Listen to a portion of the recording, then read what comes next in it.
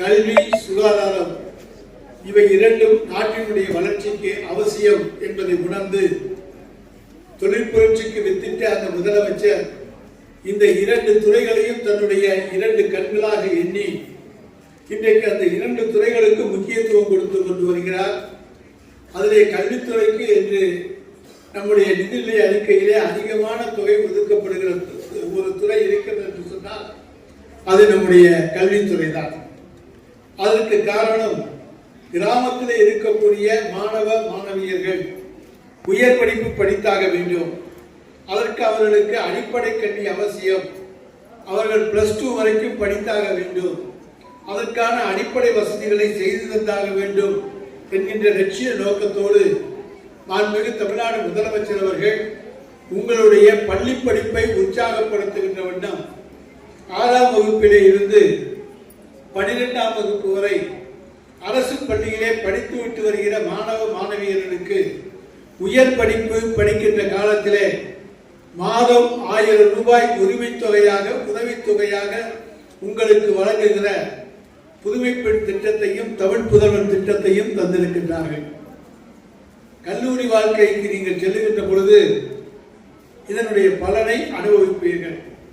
காரணம், இன்றைக்கு சாதாரணமாக யார் வீட்டிலையும் மாதம் 1000 ரூபாய் தன்னுடைய மகனுக்கோ மகளுக்கோ செலவுக்கு ஒரு நடுத்தர குடும்பத்திலோ சாதாரண குடும்பத்திலோ கொடுக்க மாட்டார்கள். அப்படி கொடுப்பது என்பது ஆச்சரியமான ஒன்று. ஆனால் 1ஆம் தேதி உங்களுடைய கணக்கிலே 1000 ரூபாய் வருகிறது என்று சொல்லுகிற பொழுது நீங்கள் கல்விக்கு தேவையான அடிப்படை தேவைகளை உங்கள் சொந்த காசாலே பூர்த்தி செய்து கொள்ள முடியும். உங்கள் பெற்றோரை தொந்தரவு செய்ய வேண்டாம், சகோதர சகோதரிகளை தொந்தரவு செய்ய வேண்டாம், உறவினர்களை தொந்தரவு செய்ய வேண்டாம். நமக்கு தேவையானவற்றை நாமே வாங்கிக் கொள்ளக்கூடிய தகுதியை படிக்கின்ற கல்லூரி படிப்பு படிக்கின்ற காலத்திலேயே உங்களுக்கு உருவாக்கி தந்திருக்கிற அரசுதான் மாண்புமிகு தலைவர் தளபதியினுடைய அரசு. இந்தியாவிலே வேறு எந்த மாநிலத்திலும் இந்த உதவித்தொகை வழங்குகிற உரிமை தொகை வழங்குகிற திட்டம் கிடையாது. அது தமிழ்நாட்டிலே மட்டும்தான் இருக்கிறது என்று சொன்னால் உயர்கல்வி படிப்பதற்கு மாணவ மாணவிகள் கொடுத்து வைத்தவர்கள் என்பதை நீங்கள் தெரிந்து கொண்டாக வேண்டும்.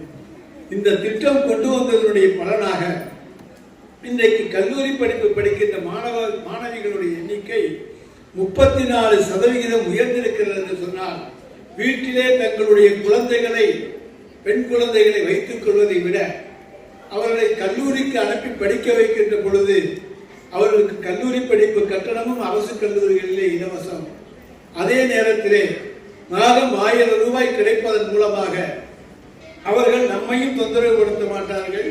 தங்களுக்கு தேவையானவற்றை வாங்கிக் கொண்டு ஒரு பட்டதாரியாக அவர்கள் வெளியே வரக்கூடிய வாய்ப்பை இன்றைக்கு மாண்புமிகு தமிழ்நாடு முதலமைச்சர் உருவாக்கி தந்திருக்கிறார் என்கின்ற உணர்வு பூர்வமான அந்த உண்மையை இன்றைக்கு தமிழகத்தினுடைய பெற்றோர்கள் உணர்ந்திருக்கிறார்கள், மாணவ மாணவியர்கள் உணர்ந்திருக்கிறார்கள்.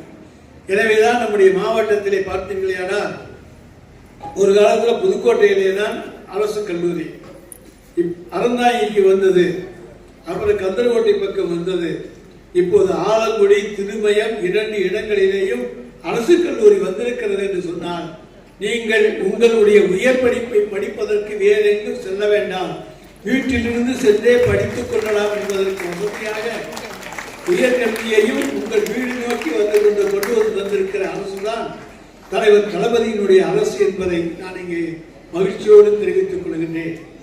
இன்றைக்கு உலக மகளிர் தினம்.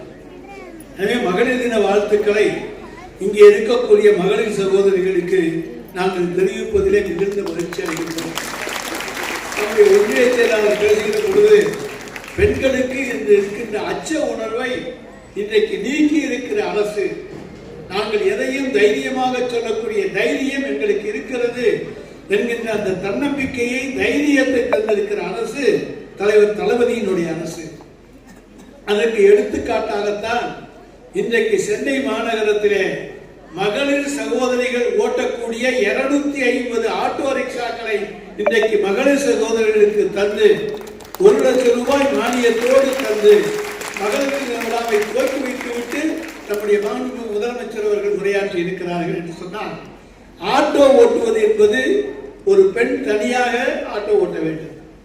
அப்ப பெண்களுக்கு தமிழ்நாட்டிலே பாதுகாப்பு இருக்கிறது என்கின்ற நம்பிக்கையோடு தானே அந்த 250 பெண்களும் இன்றைக்கு எங்களாலே சென்னை மாநகரத்திலே ஆட்டோ ஓட்டி எங்களுடைய குடும்பத்தை காப்பாற்ற முடியும் என்கின்ற தன்னம்பிக்கையும் தைரியத்தையும் தந்திருக்கிற அரசு தலைவர் தளபதியினுடைய அரசு.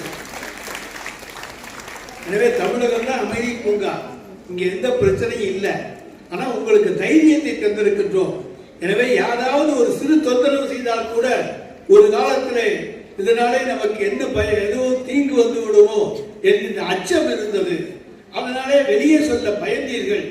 இன்றைக்கு மாண்புமிகு தமிழ்நாடு முதலமைச்சர் அவர்கள் உங்களுடைய சகோதரனாக தந்தையாக இருந்து இன்றைக்கு உங்களை காப்பாற்றக்கூடிய இடத்துல இருக்கிறார் என்கின்ற அந்த தைரியம் இன்றைக்கு மகளிர் சகோதரர்களுக்கு வந்திருக்கிறது என்று சொன்னால் அது இந்த அரசு தந்திருக்கிற தைரியம் என்பதை நீங்கள் மறந்து விடாதீர்கள். எனவேதான் இன்றைக்கு அச்சமின்றி எந்த தைரியமாகவும் தங்களுக்கு ஏற்பட்ட எந்த துன்பத்தையும் சென்று